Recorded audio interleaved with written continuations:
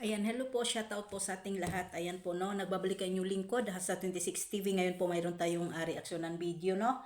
Ay mayroon tayong reaksyonan pa ano nga dito po kay Kanuli sa pag-alok po niya kay ano po, inalok po siya ulit ni Kuya Bal at niyayakap ulit ni Kuya Bal. Ayan po, at siyempre bago tayo magsimula, yan, sa mapagpalang araw po muna sa ating ama ng Kalingap, Kuya Bal Santos Matubang at Kalingap Striker, shoutout po sa inyo at hindi ko na po kayo maisa-isa, kasama na po ninyo ang inyong host. Okay? At tulad nga po ng sinasabi po, no, ayan, tawa ako dito, no, ay ano ba naman to, no, bago tayo mag-ano po muna, no, ayan, ano nangyari? 'Di ba? At sino po ang nakapanood po sa live ni Kuya Bal na niyayakap at inalok pa rin po ni inalok pa rin po ni Kuya Bal si Kanuli na si Hubakon, no? Tindi ng ano, no? Tulad nga po dito sinasabi ni Kuya Bal, sino po ang nakapanood, hindi ko na kailangan ng ano po ng mag ano ng short video. Lahat naman po siguro tayo ay nakapanood. At siyempre po, napanood din po natin yung live po ni Hubako, ni Kanuli, no? Ayan, pasensya na. Ay, ito nga po ay niyakap at ni ano pa rin, niyakap pa rin po at pangalawang pag-alok dito kay Kanuli, no? Dahil nga po, ayaw ni Kuya Bal na basta-basta na lang po magre-reaction at kahit saan-saan po mapariwara sa saan-saan community, kay Pugong Biyahero, kay Tikram, kahit kanino pa po, no?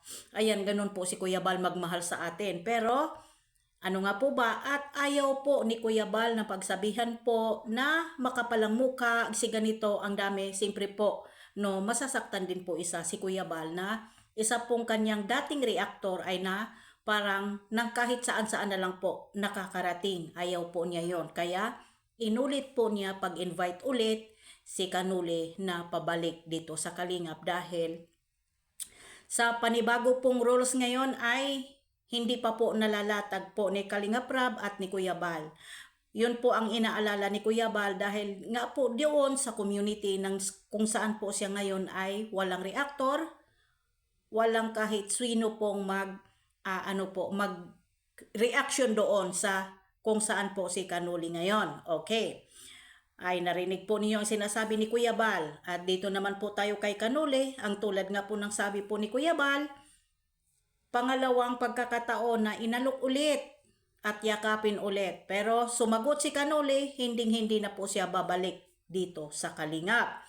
Pero tulad nga po ng pinanindigan ni Kanuli, walang kahit sinong makapigil at makautos sa kanila na walang kahit sino na magsabing bawal reaksyonan dahil nakapublic naman daw po yung video ng Kalingap. I mean, at ibig sabihin po ay gustong-gusto ni Kanuli mag-reaction na pagsabihan siyang anti-Kalingap or makapalang muka. Kaya nga po yun ang purpose ni Kuya Bal na niyakap siya ulit. Hindi ibig sabihin nun na ano po ni Kuya Bal. Ang gusto ni Kuya Bal, ayaw niya na mapariwara si Kanuli. Ayaw niya kahit saan siya makapunta. No, ganon ka bait si Kuya Bal dahil sa paglatag ng panibagong rules sa Kalingap, ano ang mangyayari kay Kanuli? 'Di ba? Anong mangyayari? Hindi po ba? Hindi pa natin alam kung ano nga po ba ang panibagong rules. Tulad ng sinasabi ni Kalingap Rab, kailangan mahigpit, stricto na sila sa panibagong latag ng rules sa bagong taon na ito, na panibagong taon. Okay, ang sabi ni Kanuli ay hindi na siya babalik. Wala daw makapigil sa kanya kung kanino siya mag-reaction. Okay. Ibig sabihin po, respeto or wala ka na po palang respeto, Kanuli, at makapal na nga po ba talaga yung mukha mo? Ganun na lang po ba? Ginaya mo na pa po ang iba? Gagayahin mo na po yung mga anti-Kalingap na walang hupas sa kapagkakapal ng mukha? Ganun rin po ba ikaw? Akala ko po ba ay isa kang professional vlogger? Akala ko po ba isa kang reactor na professional na may pinag-aralan at may delikadisa sa pagkatao at mayaman sa ibang bansa? Pero bakit Bakit? At hindi naman po namin sinasabing hindi ka pwedeng mag-reaction.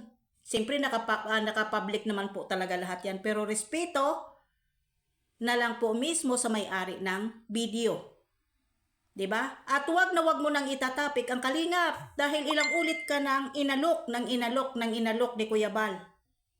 Baka magsisi ka dahil hindi pa namin alam kung ano ang ilalatag ng rules ni Kalingap Rab. Dahil sabi nga po ni Kalingap Rab, dapat po ay mahigpit na ang rules ngayon. Hindi na pwedeng katulad ng dati na basta-basta na lang, kahit sino-sino na lang na alipustahin ang Kalingap. Yan po ang inaalala ng isang founder ng Kalingap. Kung ngayon lang naman po ang sagot mo sa live mo, sa alok ni Kuya Bal, ay ibig sabihin po wala ka ng respeto, makapal na talaga ang mukha mo. Tulad nga na sinabi ni Kuya Bal, ayaw na ayaw niyang mapagsabihan kang makapal ang muks. Masakit yun, kanuli.